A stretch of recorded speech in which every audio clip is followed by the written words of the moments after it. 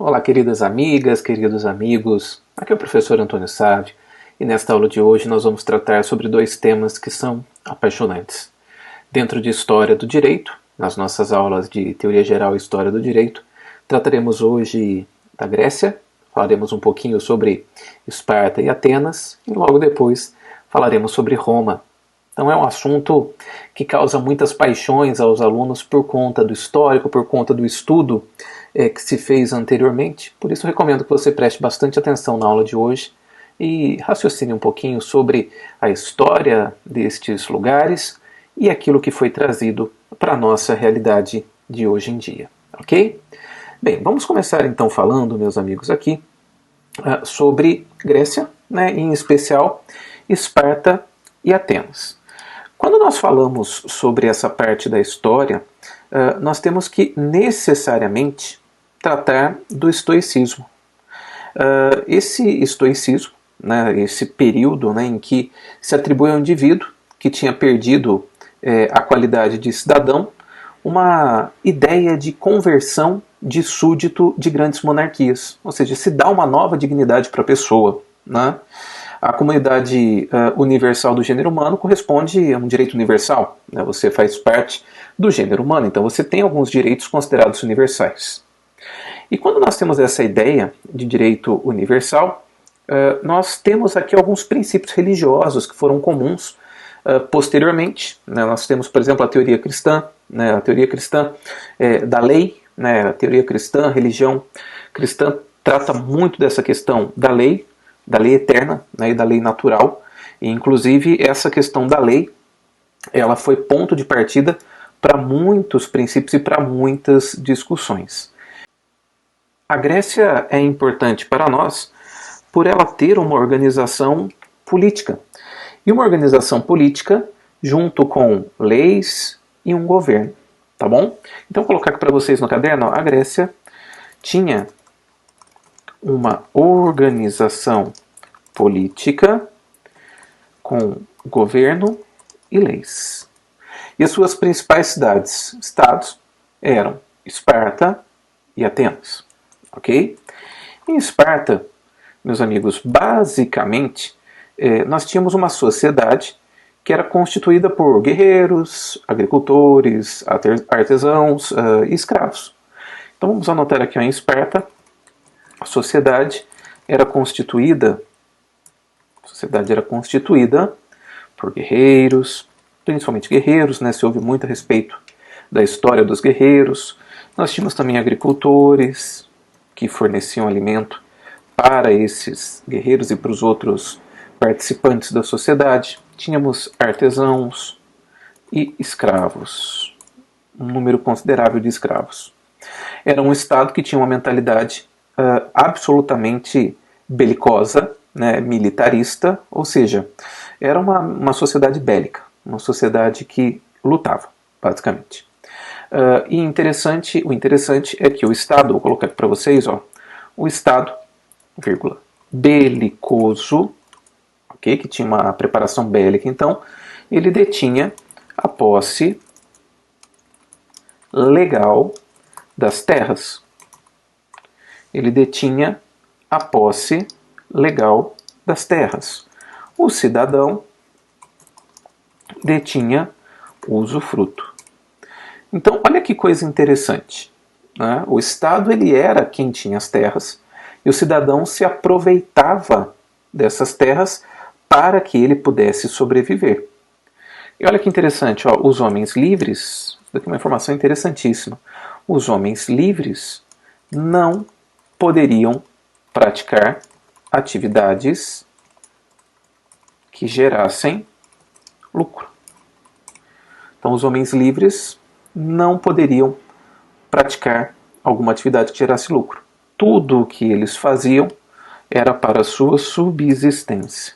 Então, era o que nós chamávamos de subsistência espartana. É aquele mínimo para você conseguir ter uma vida tranquila. Uma outra informação interessante ainda, né, a respeito de Esparta, deixa eu subir um pouquinho aqui, e vou colocar aqui em negrito e sublinhado para facilitar para vocês. Uma outra informação importante, acho que eu vou fazer subitem aqui, fica melhor, hein? Como subitem dentro de Esparta, vai ficar mais fácil para vocês lerem e estudarem. Ficou melhor mesmo. Então, olha só. Ainda falando sobre Esparta, né? Os espartanos, eles tinham 3 características. Os espartanos tinham 3 características principais. Antônio, quais eram essas 3 características principais? Meus amigos, elas não são muito boas não, mas faziam parte da sociedade espartana. Vamos lá, a primeira dessas características, vamos falar um pouquinho sobre a questão da xenofobia. Eles eram xenófobos. Antônio, o que é xenofobia? Eu não sei. Deixa eu anotar aqui para você. Ó. É aversão ou antipatia. É aversão ou antipatia a pessoas estranhas ou por aquilo que fosse de outro lugar. Então, é antipatia ou aversão que você tem em relação a pessoas estranhas ou aquilo que é de outro lugar. Você é xenófobo se você tem essas características, ok? Uma outra característica era a xenelasia. Escreve-se com S. Xenelasia. Antônio, mas que nome diferente, né? Parece nome de remédio, nome de laxante. Não, tem nada a ver. Pelo amor de Deus, só uma brincadeirinha boba, tá? A xenelasia é a mesma coisa que banimento ou impedimento de que a pessoa permaneça naquele local. Então veja, era banimento ou impedimento de estrangeiros permanecerem em Esparta. Então xenelasia é banimento ou impedimento de que estrangeiros permaneçam dentro de um estado, ok? E uma última característica da sociedade espartana era o laconismo. Vamos colocar aqui, ó. Era o laconismo.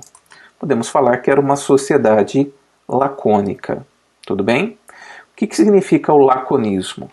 Laconismo é aquela situação em que somente se fala, vou colocar no passado, tá? Que era o que existia lá, né? Somente se falava o necessário com o mínimo de palavras. Isso que é o laconismo. Okay? Então, era uma sociedade xenófoba, xenelásica e lacônica. Veja que coisa interessante, hein? Era uma sociedade com essas características. Perfeito? Diferente um pouquinho, meus amigos, da sociedade ateniense. A sociedade ateniense, ela era diferente, ela tinha outras características. Vou colocar aqui nessa bolinha branca aberta para nós falarmos de Atenas. Vamos falar de Atenas agora, então? A sociedade ateniense era diferente, meus amigos. A sociedade ateniense tinha um outro pensamento. A sociedade ateniense, ela era composta, deixa eu colocar aqui para vocês, vou tirar esse sublinhado aqui que saiu a mais. A sociedade ateniense, ela era composta por agricultores, por latifundiários. Então ela era composta por agricultores, latifundiários e escravos. Esses latifundiários, deixa eu fazer aqui uma observação para vocês, eles eram poderosos, tá? Eles eram poderosos em relação à questão econômica, em relação à estrutura do Estado. Por isso que eles constituíram, vou escrever aqui para vocês, eles constituíram um sistema de oligarquia, um sistema oligárquico, e participavam da vida política. Óbvio, né? Eles criaram um sistema oligárquico e participavam da vida política. Antônio, os escravos participavam da vida política? Não.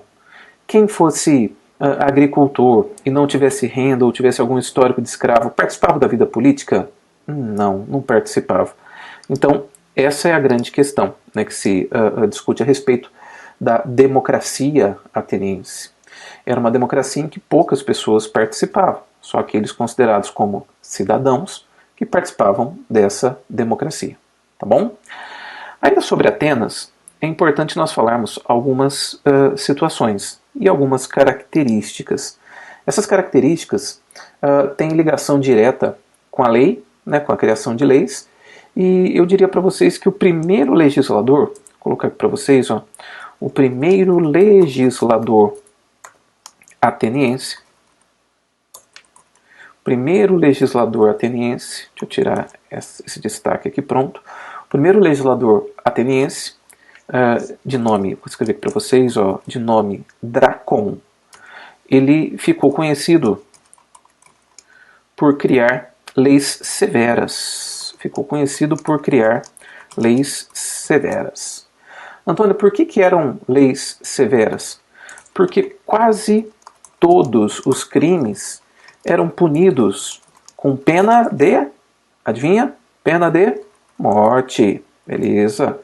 Quase todos os crimes eram punidos com pena de morte.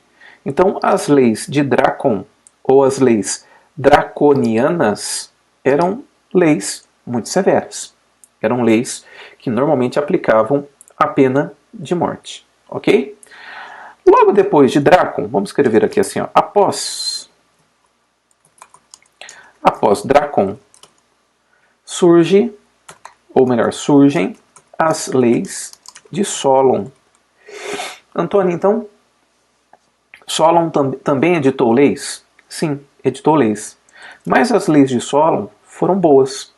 Boas porque elas promoveram, vou escrever aqui para vocês, ó, uma reforma / revolução social.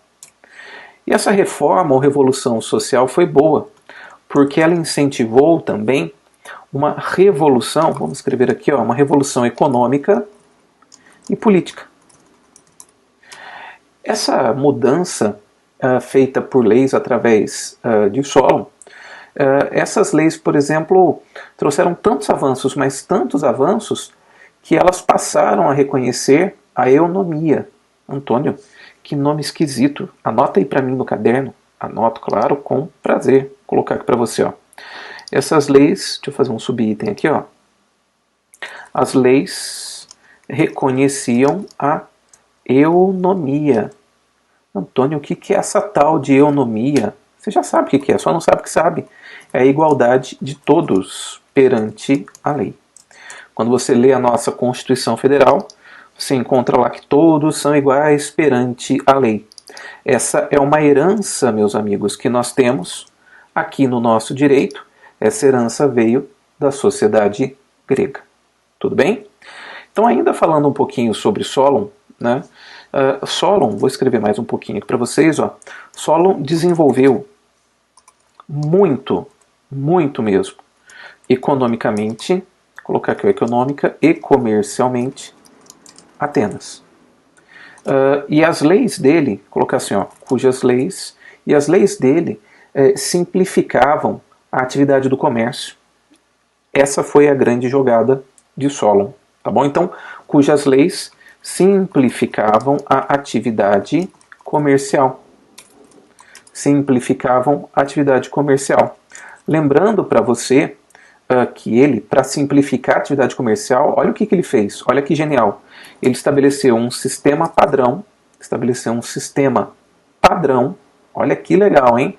Estabeleceu um sistema padrão de money, ou seja, de dinheiro. Então, um sistema monetário padrão. E, além disso, estabeleceu um sistema de pesos e de medidas único. Tá? Um sistema de padrão monetário e de pesos e medidas. Isso fez com que o comércio ele se desenvolvesse demais. Antônio, mas para que existisse dinheiro, então, eles precisavam cunhar dinheiro, né? Cunhar moedas. Pois é, nesse ponto o Solon também, olha que legal, o Solon ele incentivou a exploração de minas de prata, para que pudesse ser cunhado o dinheiro, para que pudesse ser feita a moeda. Tá bom? E por fim, meus amigos, vamos falar aqui um pouquinho, ó, na política, Solon mantinha os ricos no comando. Ele mantinha os ricos no comando. Ou seja, quem que comandava o poder? Eram os ricos. Tudo bem? E abaixo deles, ou seja, abaixo dos ricos, os que tivessem menos dinheiro. Então você sabe que as estruturas superiores do Estado, elas eram mantidas, elas eram administradas pelos mais ricos. Tudo bem? Essa foi a política adotada por Solon. Perfeito? Então falamos um pouquinho aqui sobre Grécia, Esparta e Atenas, e agora continuamos, né? Vamos falar sobre Roma. Algumas informações importantes para vocês sobre Roma. Olha só, a primeira informação importante é a seguinte, ó. O Império Romano, meus amigos, o Império Romano, deixa eu colocar aqui com letrinha minúscula, pronto. O Império Romano, ele quase conquistou toda a Europa. E ele chegou a ter, meus amigos, mais de 1 milhão de habitantes, logo no século I depois de Cristo. Então é importante que você saiba disso, tá? É importante mesmo. Ele quase conquistou toda a Europa. Vou colocar aqui com letrinha maiúscula, pronto. Ele quase conquistou toda a Europa. E chegou, vou colocar assim, ó, chegou a mais de 1 milhão de habitantes no século I depois de Cristo. Olha que coisa, hein? Que tamanho foi esse Império Romano. E quando a gente fala do Império Romano, a gente fala necessariamente da história de Roma, que tem uma importância sem tamanho, né, uma importância enorme, sem medida, para o direito. Porque grande parte das nossas leis veio de leis, ou de estatutos, ou de comandos, ou de regras romanas. Alguns princípios vieram do direito grego, outros princípios vieram do direito romano. Com um detalhe: os romanos, eles acabaram absorvendo o direito grego. Então, muito do ordenamento jurídico dos gregos, muito vem daquilo que foi desenvolvido com o tempo e foi transferido posteriormente para os romanos. Tá? Então, os romanos absorveram os conhecimentos dos gregos. Tá joia? Vejam vocês que quando nós falamos em direito romano, nós falamos necessariamente daquilo que se falava em mandamentos do direito romano. Antônio, mas quais são os mandamentos do direito romano? Eu nunca ouvi falar sobre isso. Então, para você viver na sociedade romana, você deveria seguir os mandamentos do direito romano, que são basicamente 3 coisas. Quais são as 3 coisas? Os mandamentos eram assim, ó, o primeiro deles, ó, você tinha que viver honestamente. Além de viver honestamente, não podia lesar ninguém. Então, o segundo mandamento, não lesar ninguém. E o terceiro mandamento é dar a cada um o que é seu. Esses eram os 3 mandamentos do direito romano. Então, viver honestamente, não lesar e dar a cada um aquilo que lhe pertence. Esses eram os 3 mandamentos. E esses 3 mandamentos, eles acabam estruturando e esculpindo muito do que se deu durante o desenvolvimento do Império Romano e também do direito romano em si. Tá? Quando nós falamos em direito romano, nós precisamos lembrar da história. Você deve ter estudado isso talvez no ensino médio ou em outra oportunidade na vida, né? Você precisa lembrar que o direito romano ele teve algumas fases que correspondem ao desenvolvimento do Império Romano em si, tá bom? Então vou colocar aqui para você, ó, fases do direito romano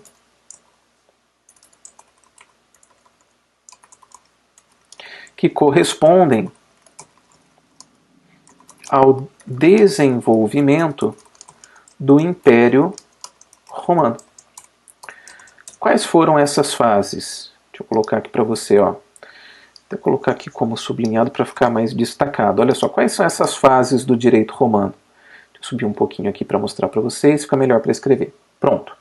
Nós temos aqui a primeira fase, que é aquela que se chama de período arcaico, ou também se chama de período pré-clássico. Período arcaico ou período pré-clássico. Nesse período, meus amigos, a família era o centro de tudo. você tinha aqueles clãs familiares, né? Inclusive, nesse período, foi instituída aquela lei das 12 tábuas. Ela proibia, por exemplo, a escravidão por dívidas. Ela instituía aquilo que se chamava o tribunato, ou tribuna, vou colocar aqui, ó, o tribunato, ou tribuna da plebe, dos plebeus, entre outras situações. Tá bom? Então, nós tínhamos a lei das 12 tábuas, que tratava dessas questões. Logo depois do período arcaico, desse período familiar, nós temos aquele que se chama, deixa eu adicionar aqui o dicionário para sumir, essa linhazinha vermelha, nós temos o chamado período clássico. Período clássico. Esse período clássico, ele foi o auge do direito romano. Antônio, ele foi o auge do direito romano? Sim, foi o auge, foi o esplendor do direito romano. Por quê? Porque o Estado ele foi centralizado, o que facilitou e muito a questão de gestão e de governo dentro do Estado romano. Então, o Estado foi centralizado e o poder foi centralizado. Tá? Então, o comando do Estado foi centralizado. E nesse momento, dois personagens dentro da figura do Estado, né, dentro do ente do Estado, dois personagens ganham destaque. Quais são esses dois personagens dentro da figura do Estado? São os jurisconsultos e os pretores. Eles exerciam as funções administrativas e jurídicas dentro do Estado, em especial aquelas que conhecemos hoje como funções jurídicas. Tá bom? Então foi o auge do direito romano, o auge do desenvolvimento do direito romano. Hoje em dia, meus amigos, quando nós falamos em funções essenciais e auxiliares da justiça, bem como a figura do juiz, nós estamos falando aqui de um trabalho de pretoria, ok? Se você, por exemplo, hoje tem escrivão, tem delegado e etc., foi inspirado em parte no trabalho de pretoria que se desenvolveu no período clássico. E nós temos também o chamado período, vou escrever aqui para vocês, ó, período pós-clássico. Também é conhecido como um período meio que tardio, tá bom? E esse período ele tem uma marca, tem uma característica bem forte. Qual? É a tentativa, ocorre a tentativa de codificação do direito vigente. Então, das leis vigentes. No período pós-clássico nós temos essa característica. Tenta-se, com muito trabalho, criar códigos das leis, né, com base nas leis que já existiam. A sua conclusão, vou colocar aqui para vocês, ó, a conclusão ocorre com o imperador Justiniano. Então, com o Justiniano. Tanto que ficou conhecido como codificação justiniana. Então, as leis elas foram codificadas. Tudo bem? Então, aí nós temos essas situações todas para tratarmos sobre Roma. Perfeito? Além disso, meus amigos, nós temos aqui algumas fontes do direito romano. O direito romano ele tinha algumas fontes. Antônio, como assim fontes? Ué, era onde nascia e se exercia o direito romano. Deixa eu colocar aqui para você, ó, fontes do direito romano. Quais eram as fontes, Antônio? Calma que eu já vou escrever aqui para você. Deixa eu só adicionar isso daqui ao dicionário para não ficar esquisito. Pronto. Vamos lá. A primeira das fontes eram os costumes. Então, os costumes conhecidos como fides, né, ou juramento, vou escrever aqui para vocês, ó, como fides ou juramento, eram poderes que as pessoas tinham de se obrigarem com outras pessoas. Esse juramento, essa obrigação se dava através de sangue, através da política, ou por uma questão de deuses, ou você jurava pela família, pela pátria, tanto que até hoje as pessoas falam, né, juro por Deus, juro pela minha mãe, juro pelo meu pai, e eles ainda aumentam, né, falam, juro pela minha mãe mortinha, né? Esse costume de fazer juramentos, etc., é um costume que vem do direito romano. E as obrigações, elas eram estipuladas com base nesses costumes. Tudo bem? Existia também uma ideia, né, de que esses costumes eles eram obrigatórios. E existia uma figura também dos que se chamavam gravitas. Era um termo que se utilizava para defender alguém no tribunal. E significava um homem sério, compenetrado, uma pessoa que tivesse capacidade e competência para tanto. Tá bom? Além dos costumes, era também fonte do direito romano o conjunto de leis. Leis nada mais são do que deliberação de vontade, né, com efeitos obrigatórios. Então nós tínhamos tanto leis quanto plebiscitos. Eram realizados plebiscitos, ou seja, consultas públicas, e essas consultas públicas, como o próprio nome diz, né, plebiscitos, eram consultas públicas em que os plebeus decidiam a aprovação de certas leis. Os plebeus, eles eram parte da sociedade romana e eles aprovavam certas leis, tá bom? Além disso, existia o edito, tem gente que chama de édito também, tá? Edito dos magistrados, ou édito dos magistrados, nada mais era do que um texto elaborado pelos pretores, com base em experiência dos mais antigos. Servia como paradigma, então, para as decisões. Essas experiências dos mais antigos eram normas que perpetuavam a aplicação do direito. Então se recolhiam relatos dos mais antigos a respeito da criação e da aplicação das leis, e esse era o edito dos magistrados, ou édito dos magistrados. Ok? Tínhamos também a figura do jurisconsulto. O jurisconsulto nada mais era do que um sacerdote ou algum perito, que era leigo, né, em relação ao direito, mas ele era perito naquele assunto, e se enxergava que aquela pessoa tinha um estudo profundo e sistemático sobre determinado tema jurídico. Esse era o jurisconsulto. Você tinha um respeito muito grande por essa pessoa, pela sabedoria que ela tinha. Tá bom? Então, era um indivíduo com conhecimento profundo e sistemático sobre o direito. Esse era o jurisconsulto. Tá bom? Além disso, também era fonte do direito romano, olha que interessante, os senatus, olha que bacana isso daqui, hein? Os senatus consultus. Antônio, o que era essa ideia aí de senatus consultus? Que raio é esse? Que nome estranho, né? Vocês sabem que em Roma existia o Senado, né?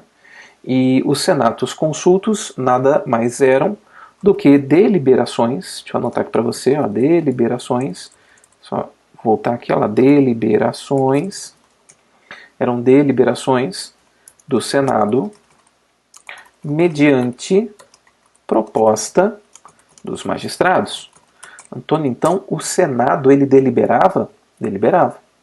E os magistrados propunham certas deliberações aos senadores. Tá bom? E por fim nós tínhamos as constituições imperiais. É bem verdade, meus amigos, que essas constituições elas não são equivalentes às constituições que nós temos hoje, as constituições modernas. Sabe por quê? Porque elas eram providências legislativas emanadas pelo imperador. Então vejam, eram providências específicas, leis específicas, que eram feitas pelo imperador para resolver situações específicas. Não se tinha uma ideia de uma lei fundamental do Estado como nós temos hoje, na sua inteireza. Tudo bem? E para a gente fechar essa fala sobre Roma, é importante eu fazer aqui algumas observações para vocês. O direito romano, meus amigos, ele se divide em os civile, vou colocar aqui para vocês, ó, se divide em, deixa eu colocar aqui, ó, ius civile, escreve-se ius, deixa eu colocar minúsculo mesmo para você ver que a letrinha aí ali tá, ius civile, escreve-se civile, Tem quem escreva também tivilie. Ok? Então, ius tivile ou tivilie. Beleza? Ius tivili ou ius tivilie. Qual que é a diferença, Antônio? Qual que é a diferença entre um e outro? Calma, deixa eu te falar primeiro qual que é o outro. Ó. Oh, espera.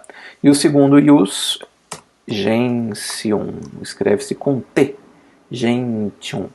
Qual que é a diferença entre um e outro, Antônio? Calma, pera aí, deixa eu terminar de editar isso daqui. Pronto, olha só. Vamos lá. Ius tivile ou tivili era o direito próprio do cidadão. Então, o cidadão romano, ele tinha direito próprio. E esse direito era um direito exclusivo do cidadão romano. Por exemplo, pensem nos direitos que vocês estudaram com o Dr. Luiz Rebelo, lá em Direito Civil, ou com o professor Surrell, em Direito Civil.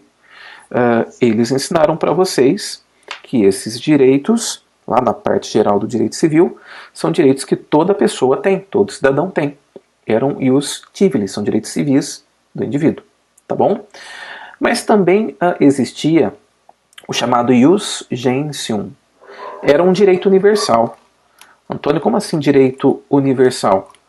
Era um direito que se aplicava a todas as pessoas. Vou colocar aqui o direito universal aplicado a todas as pessoas, inclusive aos estrangeiros. Antônio, então esse ius gentium é um direito que se aplica a toda pessoa humana? Sim, tinha essa ideia. A proteção à vida, a proteção ao patrimônio, a proteção mínima em relação à integridade física, eles compunham, essas noções compunham aquilo que se chamava de ius gentium. Tudo bem? E por fim, para a gente acabar, né, o direito romano, colocasse aqui para vocês assim, ó, o direito romano inspirou o direito moderno e o direito contemporâneo. Antônio, inspirou como? Olha que interessante, gente. Olha que coisa bacana. Os principais institutos do direito romano que vieram para nós hoje são matérias que vocês já conhecem, já estudaram, ou pelo menos já ouviram falar. Sabe aquela história da capacidade jurídica de gozo? Aquela sua capacidade de direito, de adquirir, contrair obrigações, etc., veio do direito romano. O direito de família veio também do direito romano. Sabe essa história aí de você casar, divorciar, ter tutela, curatela, sucessão e etc.? Já existia no direito romano. Sabe a história lá da posse e da propriedade? Você ser proprietário e possuidor de alguma coisa? Então, isso também veio do direito romano. O poder que você tem sobre os objetos, ser proprietário, poder dar aquele objeto, aquela coisa, vender, etc., né?